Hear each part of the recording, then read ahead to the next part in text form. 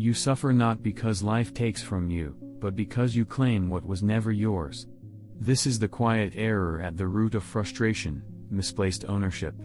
You say my reputation, my success, my failure, as if the world had signed these over to you. But it has not. What is truly yours is far narrower, and far more powerful. In Stoic understanding, the boundary of ownership is absolute. Your judgments, your choices, your responses, these belong to you. Everything else exists outside your command. Yet confusion arises when you extend your sense of ownership into territory governed by chance, other people, or circumstance. From this confusion comes anxiety, anger, and disappointment. To master your life, you must first redraw the map of ownership. Not by gaining more control, but by relinquishing false claims. Only then does clarity emerge, and with it, a form of freedom that cannot be taken away. The first error most people commit is subtle: they assume ownership without examination. From early life, language conditions you to believe that many external things belong to you: your body, your possessions, your status, your relationships, even the opinions others hold about you. This assumption goes unchallenged, and so it becomes invisible. Yet this is precisely where disorder begins. To understand misplaced ownership, you must begin with a strict division. There are things that depend on you, and things that do not. This is not a matter of preference or belief, it is a structural fact of existence. Your thoughts, your intentions, your judgments, your choices, these arise from within you and can be directed by you. Everything else operates beyond that boundary. Consider reputation. You may act with integrity, speak with clarity, and behave with discipline, yet what others think of you remains outside your control. Their judgments are shaped by their own biases, experiences, and limitations. When you claim your reputation as yours, you attach your well-being to something unstable and external. The result is immediate: anxiety over perception, fear of criticism, and dependence on approval. The same distortion appears in success and failure. You may work diligently toward a goal, but outcomes are never determined by effort alone. Circumstances, timing, and countless external variables intervene. If you define success as something you own, then every unpredictable factor becomes a threat. When outcomes do not align with expectation, frustration arises, not because something was lost, but because something was falsely claimed. This is the core principle: suffering is not caused by events, but by incorrect claims of ownership over those events. To correct this, you must narrow your definition of what belongs to you. Not conceptually, but operationally, moment by moment. Ask yourself, does this depend entirely on my will? If the answer is no, then it is not yours. It may concern you, influence you, or affect your circumstances, but it is not under your authority. Take the body as another example. You can train it, nourish it, and care for it. But you cannot guarantee its health indefinitely. Illness, aging, and injury remain possibilities beyond your command. If you treat the body as fully yours, then its inevitable changes will feel like violations. But if you understand it as something entrusted to your care, rather than possessed absolutely, your relationship to it changes. You act responsibly, but without illusion. The same applies to material possessions. You may acquire wealth, property, or objects, but all remain subject to loss. Theft, decay, economic shifts, or simple chance can remove them. When you see them as extensions of yourself, their loss feels like a reduction of your being. But when you see them as temporary externals, their presence or absence does not define you. This distinction is not meant to detach you from life, but to align you with reality. You still act, strive, build, and engage, but without binding your identity to outcomes you do not control. Misplaced ownership also distorts relationships. You may say my friend, my partner, my family, but these are not possessions. Each person operates according to their own will.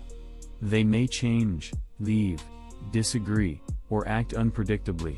When you treat them as something you own, you introduce expectation and entitlement. When reality diverges, conflict follows. Correct ownership restores balance. You recognize that what belongs to you is how you show up in the relationship, your honesty, your loyalty, your conduct. The other person's actions remain theirs. This shift produces a profound psychological effect. When you stop claiming what is not yours, you also stop fearing its loss. Anxiety diminishes because you are no longer trying to secure the uncontrollable. Anger softens because you no longer interpret external disruptions as personal violations. Envy fades because you no longer measure yourself by externals that were never within your domain. What remains is a smaller field, but one of absolute authority. Within this field, you are fully responsible. You cannot blame circumstances for your choices, nor can you outsource your judgments. This responsibility may feel severe at first, but it is the foundation of genuine freedom. Because freedom does not come from controlling everything. It comes from controlling what is truly yours, and nothing beyond it. Once you begin to see how deeply misplaced ownership governs your reactions, a second layer of difficulty emerges. Even when you intellectually understand what is and is not yours, your habits do not immediately obey. The mind continues to reach outward, to grasp, to claim. This is because misplaced ownership is not merely a mistake of logic, it is a conditioned reflex. You have spent years reinforcing the belief that external things define you. Praise feels like elevation, criticism feels like injury. Gain feels like expansion, loss feels like diminishment. These responses occur automatically, before reason has time to intervene. Therefore, mastering ownership is not achieved through a single realization, but through repeated correction. This correction begins with awareness in real time.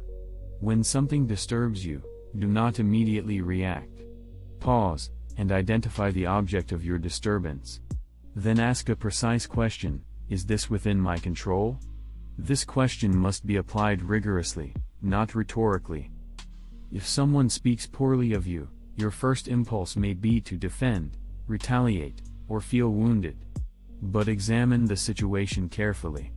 Their words are not yours. Their judgment is not yours. What remains yours is your response, whether you choose to engage, ignore, clarify, or remain silent. By shifting focus to what is truly yours, you interrupt the automatic chain that leads to emotional disturbance. This practice may feel unnatural at first, because it contradicts your learned instincts. You are accustomed to reacting as if everything that affects you belongs to you. But influence is not ownership. Something can affect your circumstances without belonging to your domain. Consider failure again, but now at a deeper level. Suppose you attempt something important and the result is unfavorable. The habitual response is self-condemnation: I failed.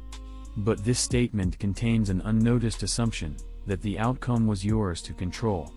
Replace it with a more accurate formulation: I acted with the resources and judgment I had, the outcome included factors beyond me. This is not an excuse, it is a correction of ownership. The distinction is critical. When you attach your identity to outcomes, you become unstable, rising and falling with every external shift. But when you anchor your identity in your choices and judgments, you remain steady. Outcomes inform you, but they do not define you. Another area where this practice must be applied is anticipation. Much of your anxiety does not come from present events, but from imagined futures. You project possible losses, failures, or judgments, and then react to them as if they were already yours. But these imagined scenarios are not only outside your control, they do not even exist. To claim ownership over the future is to multiply disturbance unnecessarily. The future will arrive shaped by countless variables. Your role is not to possess it, but to meet it with the best judgment available when it comes. Discipline and ownership also requires language correction. The words you use reinforce your perceptions. When you say "I need this to go well," you imply dependence on an external outcome. When you say "this must not happen," you imply authority over events you do not control. These subtle expressions strengthen the illusion of ownership. Instead, adopt language that reflects reality. I will act well regardless of outcome. I prefer this result, but I do not control it. These statements may seem minor, but they recalibrate your internal structure. Over time, your emotional responses begin to align with this corrected understanding. It is important to recognize that relinquishing false ownership does not lead to passivity. On the contrary, it sharpens action. When you are no longer distracted by what you cannot control, your attention concentrates fully on what you can. Effort becomes cleaner, more precise, and less conflicted. For example, in a competitive environment, if you focus on winning as something you must secure, your performance becomes strained. Fear of loss interferes with execution. But if you focus on your preparation, your decisions, and your composure, things that are yours, your performance improves. The outcome remains uncertain, but your process becomes reliable. This principle applies equally to personal conflicts. When you try to control another person's behavior, you create tension. When you focus instead on your own conduct, speaking clearly, listening carefully, maintaining composure, you reduce friction. You cannot guarantee harmony, but you ensure integrity. Repetition is essential. Each time you notice misplaced ownership, you must correct it. Not harshly, but precisely. Over time, the interval between disturbance and correction shortens. Eventually, the correction becomes immediate, and the disturbance weakens. At this stage, a shift occurs. You no longer feel deprived by what you do not control, because you no longer consider it yours. Instead, you experience a form of stability that is independent of external conditions. This stability is not emotional numbness, it is clarity. You still experience preference, effort, and engagement. But beneath these, there is a constant recognition: only a small part of life belongs to you, and that part is sufficient. As your understanding of ownership becomes more precise, a deeper transformation begins to take shape, one that is less about correction and more about reorientation. Up to this point, you have been identifying what is not yours and withdrawing your claims.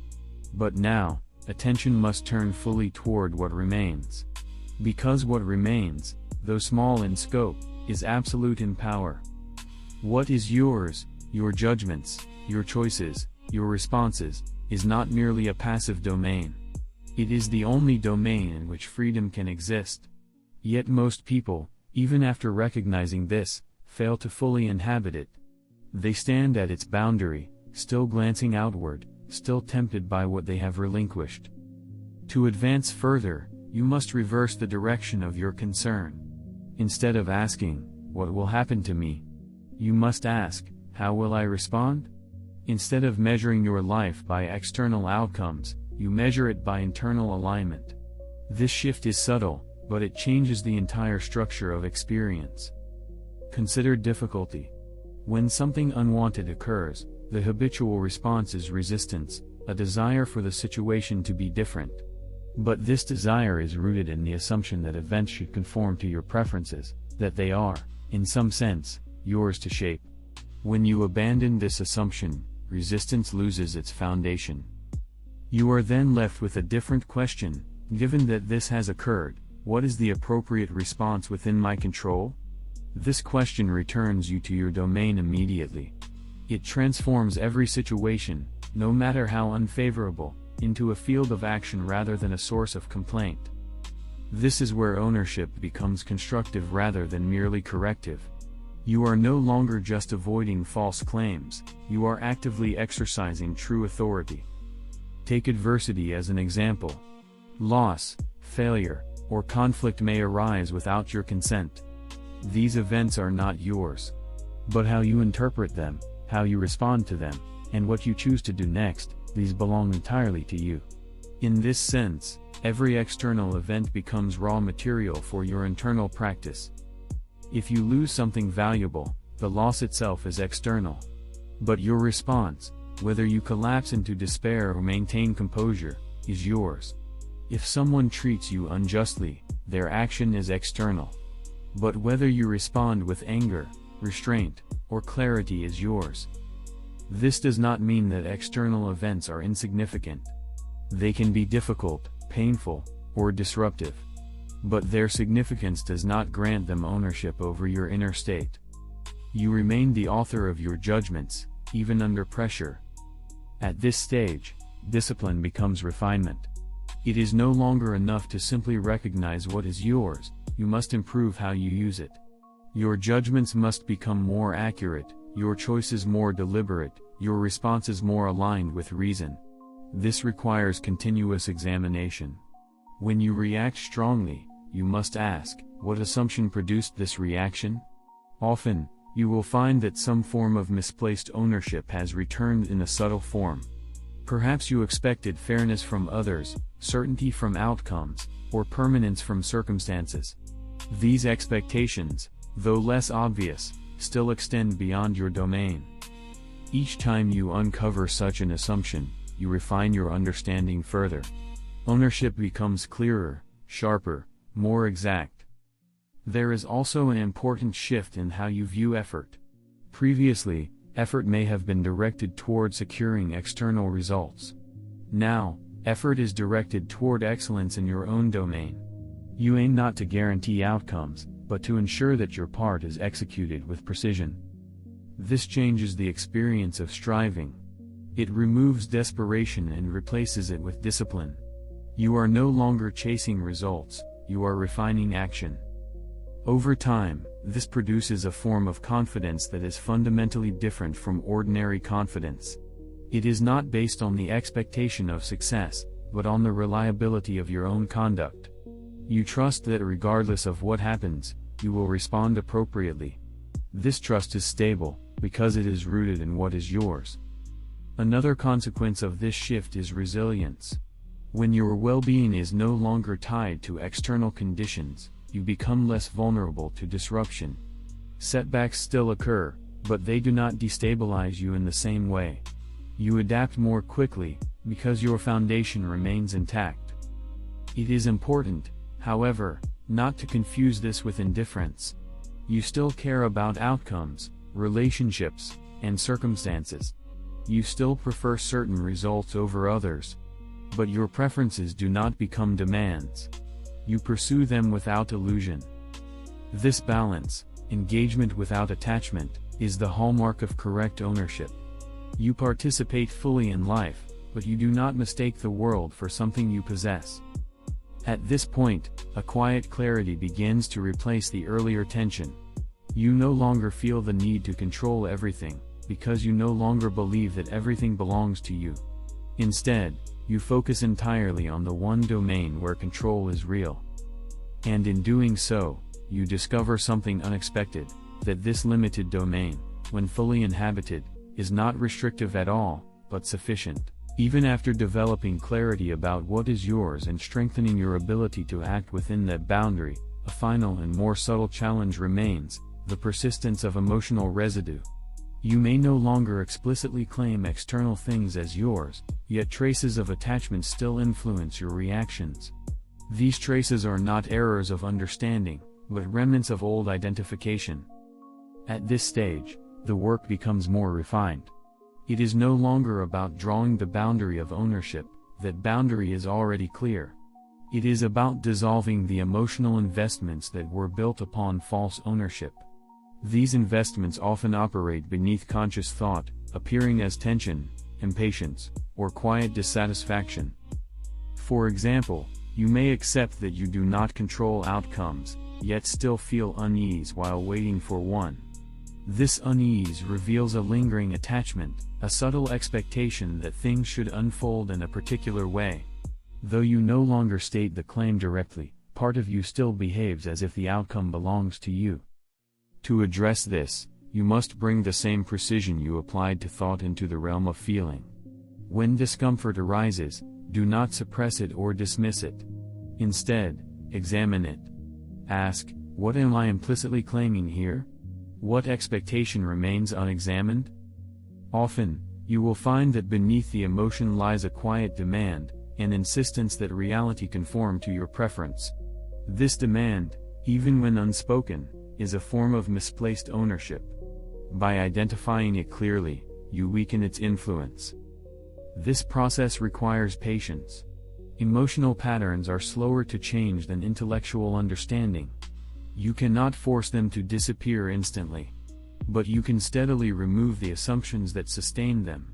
Without those assumptions, the emotions lose their foundation over time. Another layer of refinement involves your relationship to control itself.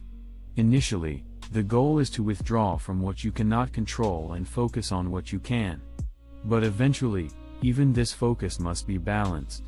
If you become rigid or overly fixated on controlling your internal state, you create a new form of tension. Your thoughts and responses are yours, but they are not objects to be forced into perfection. They are to be guided, not constrained. If you expect yourself to always respond flawlessly, you introduce another unrealistic demand, this time directed inward. Instead, approach your domain with discipline and allowance. You aim for clarity and alignment, but you recognize that you are still in practice. When you fall short, the correction is simple: observe, adjust, and continue. There is no need for self-condemnation, because even your imperfections occur within your domain and can be addressed through it. This perspective prevents the internalization of failure. You do not turn your own domain into another source of pressure. Rather, it becomes a space of continuous refinement. There is also a shift in how you experience time. When you are attached to outcomes, your attention is constantly projected forward, toward what might happen, what must happen, or what you fear will happen. This projection fragments your focus and weakens your presence. But when you release ownership over the future, your attention returns to the present, not as a philosophical idea, but as a practical necessity. The present moment is the only place where your domain exists. You cannot act in the past or the future. You can only act now. This realization simplifies your experience. Instead of managing an imagined timeline of outcomes, you concentrate on the immediate application of judgment and choice. Each moment becomes self-contained, complete in its demand for appropriate response. Over time, this produces a quiet steadiness. You are no longer pulled back and forth by anticipation or regret. You engage with what is in front of you, fully and directly. Another important refinement concerns comparison. Even after relinquishing ownership of external outcomes, you may still compare your situation to others. You may observe someone else's success, status, or recognition and feel a sense of lack. This reaction reveals that some part of you still measures worth through externals. It suggests that you have not fully withdrawn ownership from those external markers. You are still, in some way, treating them as relevant to your identity. To correct this, you must return again to the boundary. Their outcomes are not yours. Their path is not yours. What remains yours is your own conduct. When you re-anchor your attention there, comparison loses its force. This does not mean you ignore others or refuse to learn from them. It means you do not derive your sense of self from their circumstances. You observe, you adapt if useful, but you remain centered in your own domain. At this level of practice, the distinction between internal and external becomes second nature. You no longer need to consciously apply the principle in every situation, it begins to operate automatically. Your reactions align more consistently with reality, and disturbances become less frequent and less intense. What replaces them is not emptiness, but clarity. You see events as they are, without the added distortion of false ownership. You respond according to your capacity, without the burden of controlling what lies beyond it. This is the maturation of the practice. Not a dramatic transformation, but a gradual stabilization. You move through life with fewer internal conflicts, because you are no longer divided between what is yours and what is not.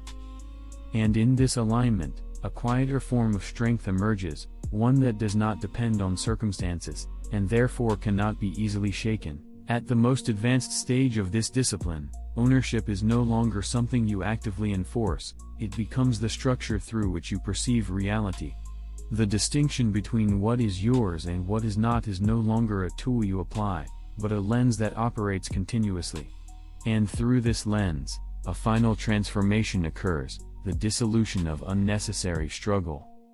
Up to this point, much of your effort has been corrective, identifying errors, withdrawing false claims, refining responses. But now, the emphasis shifts from effort to alignment.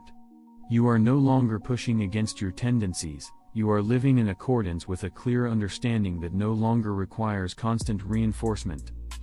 This is where ease begins to replace strain. Struggle, in its most persistent form, is not caused by difficulty itself, but by resistance to what lies outside your control. When you insist that events should be different, that people should behave differently, or that outcomes must align with your preferences, you create friction. This friction is not inherent in the situation, it is generated by the conflict between reality and your claims over it. When ownership is fully understood, this conflict dissolves. Events unfold as they will. People act according to their nature. Outcomes arise from a network of causes beyond your command. And none of this contradicts you, because you no longer place yourself in opposition to it. Instead, your role becomes clear, to meet each situation with appropriate judgment and response. This clarity eliminates a vast amount of wasted energy. You are no longer negotiating with reality, no longer resisting what has already occurred, no longer attempting to secure what cannot be guaranteed. Your effort becomes direct and purposeful, applied only where it can have effect. In this state, acceptance is not passive, it is precise. You accept what is not yours, not because you approve of it, but because you recognize its nature. And by accepting it, you free yourself to act where action is possible. This produces a form of efficiency in living. Decisions become simpler, because they are no longer entangled with external uncertainty. You ask only, what is the right response within my control?